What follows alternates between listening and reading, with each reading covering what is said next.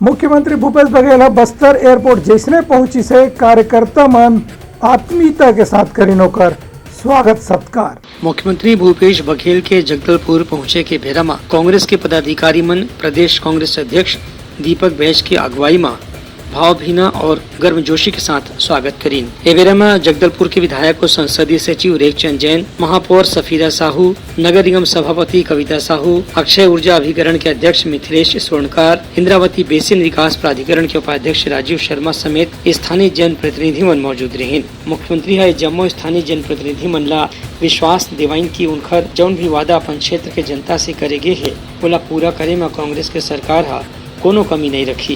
मुख्यमंत्री है प्रदेश कांग्रेस अध्यक्ष ला घलो की हिंद कि कांग्रेस के घोषणा पत्र में जौन भी अभी घोषणा बचे है, जौन भी वादा बचे है ओहू ला पूरा करे बर अवैया दिन में पूरा कोशिश करे जाही। ब्यूरो रिपोर्ट उत्तलंघा न्यूज।